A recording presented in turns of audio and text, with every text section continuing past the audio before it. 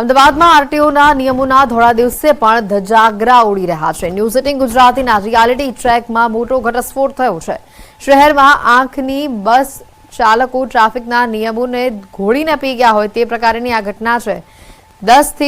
સવારના 10 વાગ્યાથી 7 વાગ્યા જે રીતની ઘટના છે। રાત્રિના 10 થી સવારે 7 વાગ્યા સુધી શહેરમાં બસ પ્રવેશના નિયમોને ખાનગી બસ ચાલકોએ ઉલાળ્યો લીધો હોય તે પ્રકારની આ ઘટના છે। બેફામ ખાનગી ટ્રાવેલ્સ સિટી વિસ્તારમાં ફરી રહી છે। અનેક જગ્યાઓ પર ટ્રાફિકથી મોટા પાયે સમસ્યા પણ સર્જાય છે। બેફામ રીતે આ બસોને રસ્તા પર પાર્ક કરેલી પણ જોવા મળે છે। ટ્રાફિક નિયમોના વિરુદ્ધ ટ્રાવેલર્સની જે બસો છે તે સિટીમાં ફરતી જોવા મળી રહી છે। ટ્રાફિક પોલીસ સામે પણ જેના પગલે સવાલો ઊભા થઈ રહ્યા છે। કલકત્તાની ઘટનાને લઈને દેશભરમાં વિરોધ યથાવત છે। અમદાવાદના નરોડામાં મૌન રેલી અને શ્રદ્ધાંજલિનું આયોજન કરવામાં આવ્યું। પીડિતાને ન્યાયની માંગ સાથે ધારાસભ્ય પાયલ કુકરાણીએ મૌન રેલી યોજી। સ્થાનિકો અને નર્સિંગ કોલેજના વિદ્યાર્થીઓ પણ આ રેલીમાં જોડાયા। મહિલા સુરક્ષાના લખાણવાળા બેનર સાથે આ રેલી નીકળી હતી।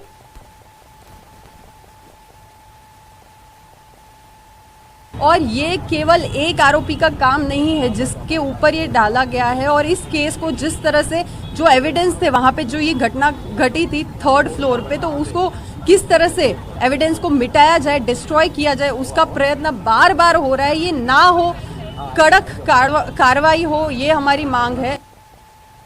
સુરતના જિલ્લા શિક્ષણ અધિકારીનો આદેશ સામે આવ્યો છે। સ્કૂલ સંચાલકો શૈક્ષણિક પ્રવાસ યોજી નહીં શકે।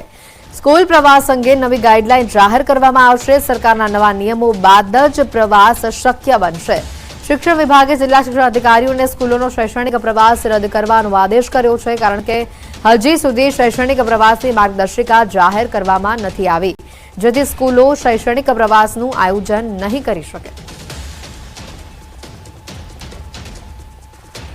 ગીર સોમનાથના કોડીનાર તાલુકાના દેવડી ગામે ખેડૂત યુવાનોની દોડ યોજાઈ। પરંપરાગત રીતે યોજાતી આ દોડમાં 15 જેટલા યુવાનોએ ભાગ લીધો હતો। કડોદરા ગામથી દેવડી ગામ સુધી 2 કિલોમીટરની આ દોડ યુવાનોએ 7 જ મિનિટમાં પૂરી કરી। વિજેતાને પ્રતિકાત્મક રૂપે લાકડાનું હળ આપવામાં આવ્યું હતું। હળ બલરામજીનું શસ્ત્ર ગણાય છે અને ખેતીનું પ્રતીક છે। આ ઉપરાંત વિજેતાઓને મેડલ, શિલ્ડ અને રોકડ રકમથી પણ સન્માનિત કરવામાં આવ્યા। આપણે જણાવી દઈએ કે 200 વર્ષથી આ ગામમાં રક્ષાબંધનના દિવસે યુવાનોની આ દોડ યોજાય છે, જેને ગામઠી ભાષામાં અળિયું કળિયું તરીકે ઓળખવામાં આવે છે। આ ગામની જે યુવાનોમાં ઉત્સાહ છે, એની યૌવન શક્તિ, એનો એક જાતનો પરચો આ દિવસે આપે છે। અને આની અંદર જે યુવાનોએ પ્રેક્ટિસ કરી છે અને એના માટે રોજ આ દોડ માટે પ્રેક્ટિસ કરે છે। આ સ્પર્ધા માટે અમે તો સ્પોર્ટમાં છે તે સવાર સાંજ 1.5 કલાકનું સેશન હોય છે, અને તેમાં સવાર રનિંગ હોય અને સાંજે અમારી જે ગેમમાં હોય તે ગેમની પ્રેક્ટિસ ચાલતી હોય છે। તહેવારોની સિઝનમાં બનાસકાંઠામાં ઇન્ડો પાક બોર્ડર ઉપર આવેલા નાળાબેટમાં પ્રવાસીઓનો ધસારો વધ્યો છે। ત્યારે પ્રવાસી બહેનોએ બીએસએફના જવાનોને રાખડી બાંધી રક્ષાબંધનના પર્વની સુંદર રીતે ઉજવણી કરી। મહત્વનું છે કે 2 વર્ષમાં 15 લાખ જેટલા પ્રવાસીઓએ સીમા દર્શન પ્રોજેક્ટની મુલાકાત લીધી છે। પંજાબની જેમ ગુજરાતમાં પણ સીમા દર્શન પ્રોજેક્ટ હેઠળ ઇન્ડો પાક બોર્ડરની વિઝિટ અને આકર્ષણો પર્યટકો માટે ખુલ્લા મૂકવામાં આવ્યા છે, જેનો મોટી સંખ્યામાં પ્રવાસીઓ દ્વારા લાભ પણ લેવામાં આવે છે। અહીંયા આયા ખૂબ જ મજા આવી અમને લોકોને રક્ષાબંધન આ લોકો વચ્ચે સેલિબ્રેટ કરવાની। જ્યારે અમે લોકો આ બોર્ડર પર જ્યારે ફરવા માટે આવ્યા ત્યારે તો અહીંનો માહોલ કંઈક અલગ જ પ્રકારનો જોવા મળ્યો। અહીંયા આયા ખૂબ જ મજા આવી અમને લોકોને રક્ષાબંધન આ લોકો વચ્ચે સેલિબ્રેટ કરવાની। જ્યારે અમે લોકો આ બોર્ડર પર જ્યારે ફરવા તો અહીંનો માહોલ કંઈક અલગ જ પ્રકારનો જોવા મળ્યો। અહીંયા આયા ખૂબ જ મજા આવી અમને લોકોને રક્ષાબંધન આ લોકો। જૂનાગઢમાં 1000 વર્ષ જૂની પરંપરા સાથે રક્ષાબંધનના પર્વની ઉજવણી કરવામાં આવે છે।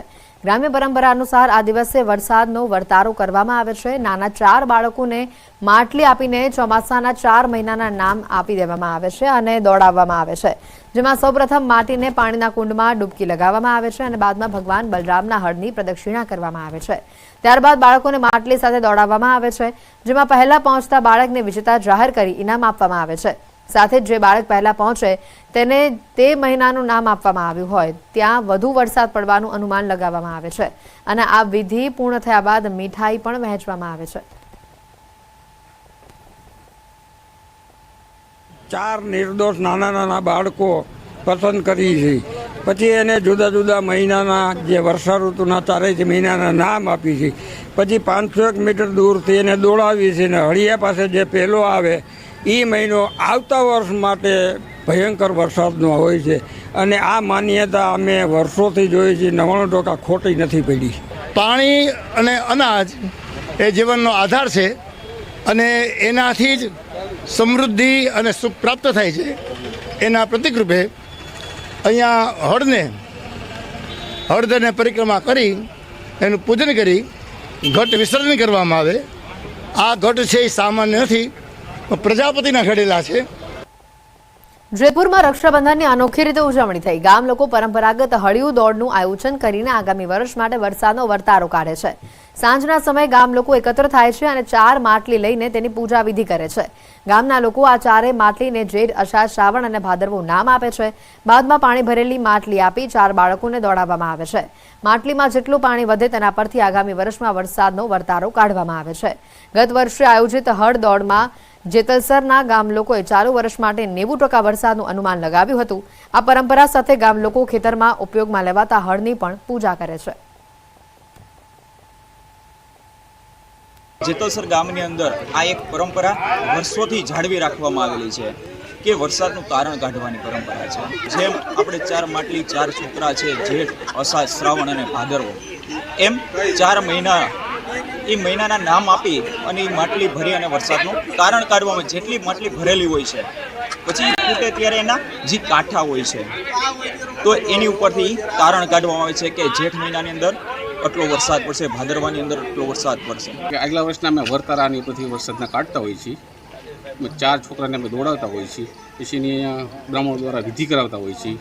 પછી એમાંથી 4 છોકરા દોડી જે પહેલાં પહોંચે એને અમે ઇનામ રૂપે આપતા હોઈએ છીએ. બાકી 4 ગળા જેટલા પાણીના પહોંચે એની ઉપર અમે આગલા વર્ષનો વર્તારો કાઢતા હોઈએ છીએ. આવનારું વર્ષ સારું રહે એવું અત્યારે અમને જાણવા મળ્યું છે. તો આ રીતે અહીંયા વરસાદનો વર્તારો કાઢવામાં આવે છે. ગત વર્ષે આયોજિત હળદોડમાં પણ જેતલસરના ગામ લોકોએ ચાલુ વર્ષ માટે 90% વરસાદનું અનુમાન આ જ રીતે લગાવ્યું હતું.